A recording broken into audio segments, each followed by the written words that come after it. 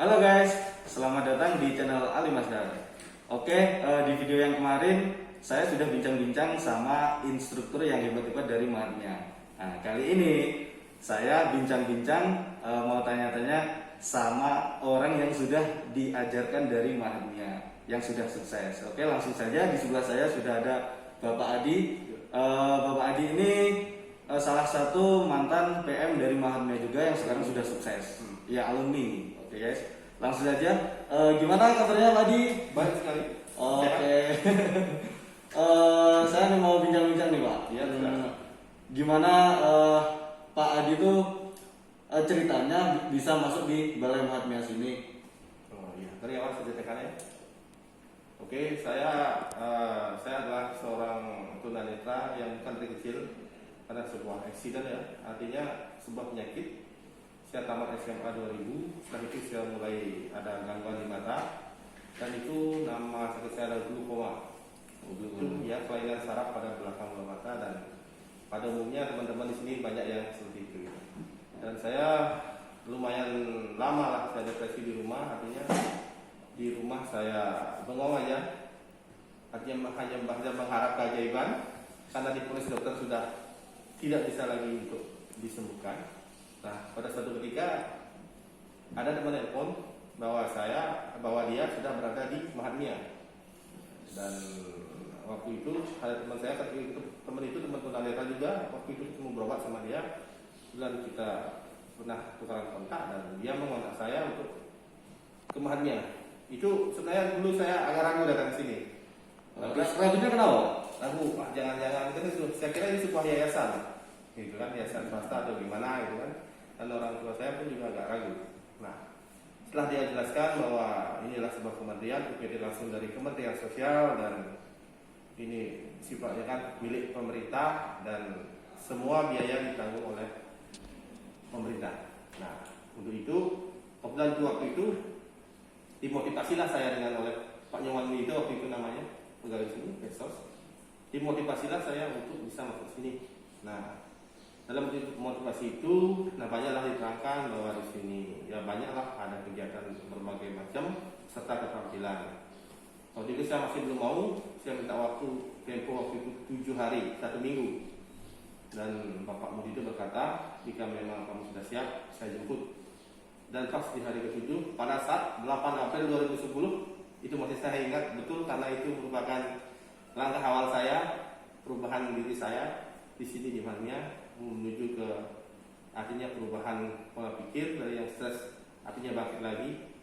Bisa saya dijemput tanggal 8 April 2010, dan itu pertama kali saya mengingatkan di Mahatmya, dan ya luar biasa di sini saya banyak mendapat motivasi, mendapat inspirasi lah dari teman-teman, dari instruktur, ya sehingga saya bisa seperti saat sekarang, dan banyak kegiatan yang saya ikuti di sini, baik dari olahraga kesenian, dan saya fokus di olahraga prestasi. Ya, syukur saya bisa berprestasi, ya lumayan lah sampai ke tingkat nasional untuk olahraga. Wes, mantap. Oke Pak, berarti tunanetranya bukan dari kecil Pak ya? Bukan. Oh, ceritanya sama seperti saya Pak. Iya, saya juga udah tamat SMA juga, terus baru mengalami tunanetra. Nah terus untuk Om Adi ini gimana menyikapi? Karena pasti yang awalnya awas kan, kita pasti punya planning kan. Setelah lulus SMA kita kemana-kemana gitu kan, pasti kita punya rencana.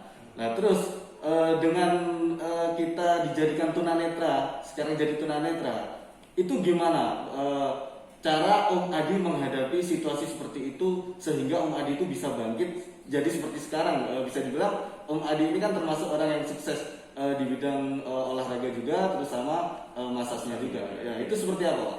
Oke, terima kasih.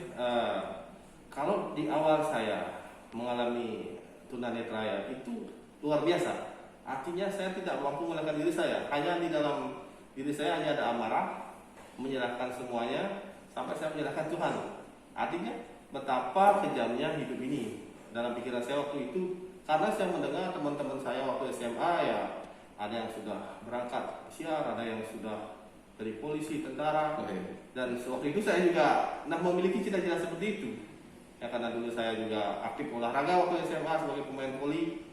Dan semua teman-teman saya pun terkejut, dan semua teman-teman saya menangis melihat saya. Dan saya pun kalau ada datang teman pas ngobrol rasanya lebih tenang, tapi sudah ditinggalkan teman, waduh, perasaan itu muncul lagi.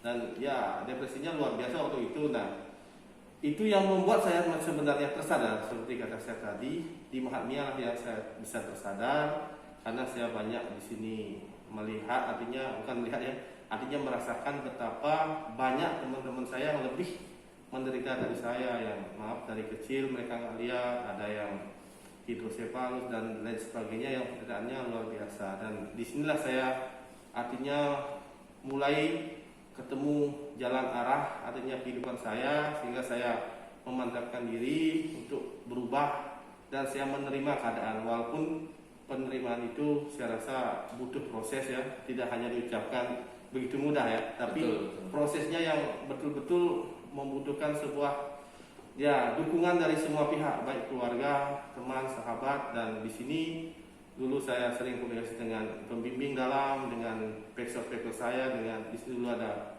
orang yang ya psikolog, artinya yang tamat psikolog yang jadi pegawai di sini, dan mereka sering saya ajak berdiskusi, dan itu yang membuat saya menjadi saya lebih bangkit. Dan apalagi waktu saya di sini 3 bulan di sini, saya sudah dilirik mungkin sama Pak Ketut Sinujaya sebagai pelatih saya.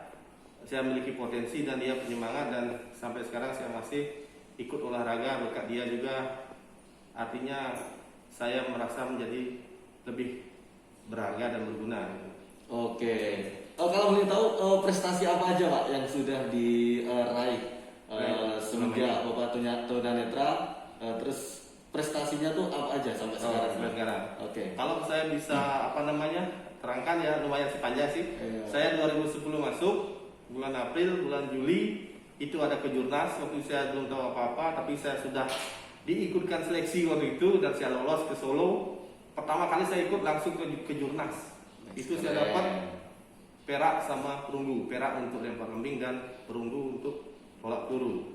Beralih ke 2011 itu porprov. Pertama juga kali saya ikut, waktu itu saya sebagai anak atlet baru, saya borong 3 emas waktu itu. 3 emas dilempar semua, lembing, perak, peluru, 3 emas.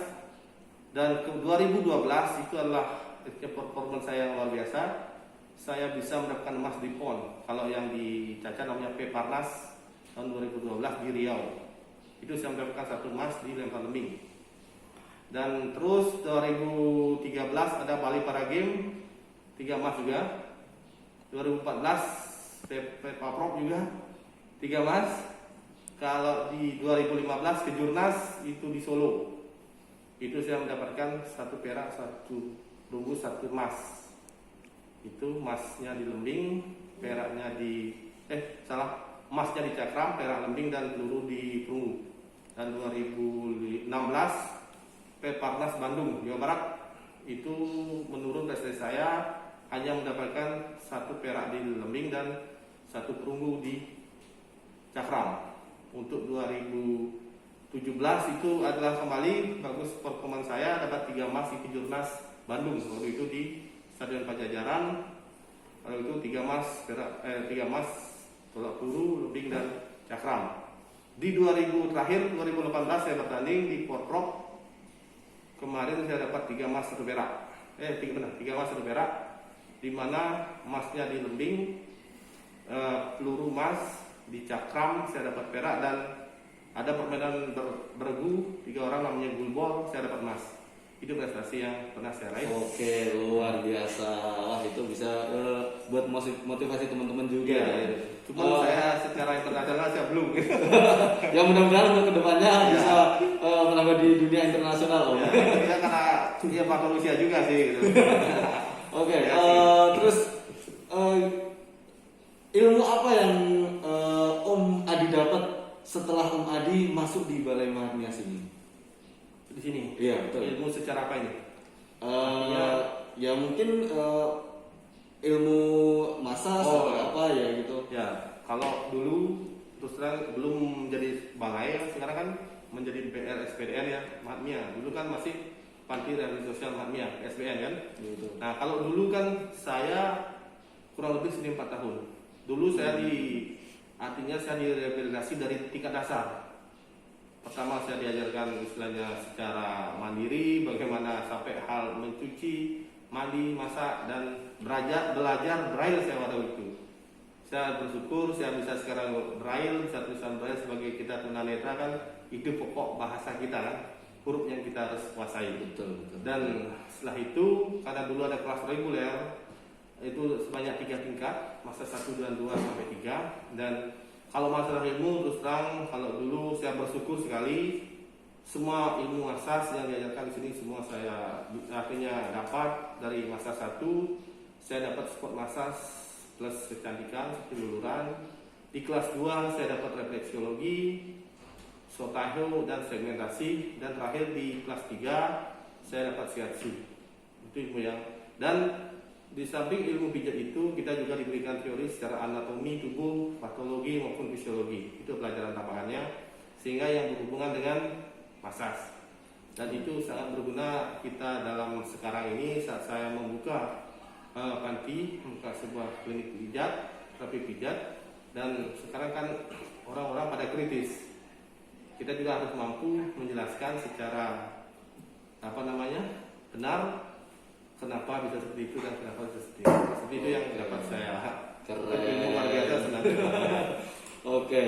Oh ya Om, dengan situasi seperti ini, pandemi corona ini kan, gimana cara Om Adi ini atau mungkin terobosan-terobosan seperti apa yang bisa kita lakukan, mungkin bisa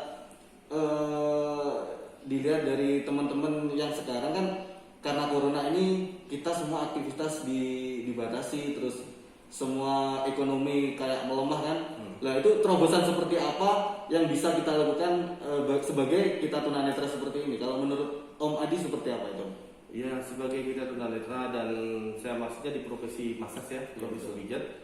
Mungkin kita tahu bersama pandemi corona sebagai protokol kesehatan oleh pemerintah, presiden kan banyak hal itu kan yang tidak boleh kita lakukan, physical distancing ataupun pemakaian masker dan lain sebagainya itu. Dan terobosan yang bisa saya ambil, dan saya juga sekarang selektif untuk memijat pasien. Dan kebetulan daerah tempat kerja saya bukan zona merah tapi zona hijau. Dan saya juga selektif dalam terapi pasien-pasien saya, dan pasien saya yang saya pijat hanya langganan saja. Seperti itu. Kalau terobosan lain saya kira untuk tunanetra mungkin hanya itu untuk saat ini yang bisa, kalau saya pribadi itu yang bisa saya lakukan demi menyambung, artinya menjaga konsistensi saya sebagai seorang terapis dan berjalannya usaha yang saya lakukan. Oke, keren. Ini mungkin pertanyaan terakhir. Bagaimana cara Om Adi ini gimana kok tetap survive atau tetap semangat dengan keadaan yang seperti ini? Kita kan netral lah ya. Mungkin kemana-mana susah. Nah, tapi Om Adi ini bisa tetap semangat. Itu seperti apa Pak? Ya kalau semangat itu kan kita sebenarnya sebuah semangat atau rasa bahagia itu kan tidak bisa kita cari di orang lain kan. Semua kita tumbuhkan dalam diri kita. Nah, kalau kita selalu menyalahkan keadaan, seperti kita kan sudah, kalau seperti saya sudah mengalami yang terburuk, sudah mengalami di mana saya sebagai orang normal sudah saya tunanetra kan bisa bangkit. Jangan pandemi corona ini dijadikan kita alasan untuk kita down. Tetapi masih ada yang masih dapat kita lakukan. Masih ada yang istilahnya hal-hal yang positif yang masih kita lakukan, bisa lakukan seperti itu. Dan saya seperti prinsip olahraga, sebenarnya konsistensi itu yang paling penting sebenarnya menurut saya. Konsistensi dan disiplin dalam menjaga diri seperti itu. Oh, jadi tetap konsisten. Tetap konsisten dan continue. Oke. Mungkin ada pesan-pesan untuk teman-teman yang melihat video, ya kasih motivasi atau seperti apa gitu Om? Ya untuk tunanetra atau umum? Untuk semua. Oke. Mungkin pesan saya kepada teman-teman yang menyaksikan YouTube ini apa namanya? YouTube Ali Mazhar. YouTube Ali Mazhar. Ya, mungkin yang ikut di YouTube ini pemirsa YouTube Ali Mazhar. jangan kita terpuruk dengan keadaan pandemi seperti ini. Tetap kita ikuti protokol yang diberikan oleh pemerintah, tetapi kita jangan menjadi orang yang pasif. Tetap kita dalam artian kita tetap berusaha, apapun yang kita bisa lakukan positif tetap kita lakukan. Jangan sampai pandemi ini menjadi alasan kita. Contoh saya tunanetra, saya tetap untuk survive bisa melakukan istilahnya kerjaan saya, dan begitu pun teman-teman yang tunanetra lainnya bisa untuk tetap survive lah. Jangan terpuruk dengan keadaan seperti ini. Memang ini akan cepat berlalu, pasti akan berlalu. Ingat, badai pasti berlalu kan dalam judul lagu kan. Dan kepada teman-teman yang non tunanetra, tetap Anda harus kreatif. Masih banyak usaha yang bisa Anda lakukan. Seperti saya sering ngobrol dengan pasien saya yang di PHK dan dirumahkan, dia tetap bisa berusaha. Seperti contoh berjualan atau bagaimana. Setiap orang pasti memiliki kemampuan, memiliki kreativitas, dan tolong dikembangkan itu. Jangan kita hanya larut menunggu keadaan ini berlalu cepat, tapi bagaimana kita bisa membiasakan diri dengan keadaan seperti ini. Dan seperti kata secara umum, new normal adalah kita sama-sama tetap waspada di dalam kehidupan sehari-hari. Tetapi kita jangan takut dengan corona ini, tetapi kita tetap bangkit. Jangan ini jadikan alasan, dan semoga semuanya dapat lindungan dari Tuhan, dan Amin. kita semua bisa tetap berkarya. Amin, luar biasa. Begitulah teman-teman bincang-bincang saya dengan Om Adi, alumni dari Mahatmia juga, yang sangat luar biasa. Jadi teman-teman yang menonton video saya, jangan lupa like, share, dan subscribe ya. Kalau misalkan teman-teman pengen bergabung dengan kami, langsung saja searching di Google, itu sudah ada di Maps, ketik aja Balai Mahatmia Bali, itu sudah langsung ketemu guys. Jadi di sini tuh kita diajarkan banyak hal. Jadi yang awalnya tidak mungkin, di sini bisa jadi mungkin. Jadi seperti itu. Jangan takut, bagi teman-teman yang tunanetra atau tunanetra baru, pasti semua ada jalan. Tetap optimis, jangan pesimis. Oke, terima kasih Om Adi. Ya, sama-sama. Mungkin ada channel YouTube atau IG yang bisa di follow biar teman-teman nanti yang lihat bisa. Kalau saya nggak punya IG, tapi saya di Facebook ada. Oh, Facebook, oke. Ya, Facebooknya apa Om? Purnawan Mariadi, bisa dari sana. Oke, langsung saja guys, langsung di add, nanti bisa sharing-sharing sama Om Adi langsung. Saya lagi Purnawan Mariadi. Oke, keren sekali. Jangan lupa ya guys, like, share, dan subscribe. Juga follow IG saya @aliemashar. Oke. Cukup sekian video dari saya. Saya Ali Mashar, mohon undur diri, dan di sebelah Saya Imade Adi Purnawan. Oke, bye bye. Oke, terima kasih.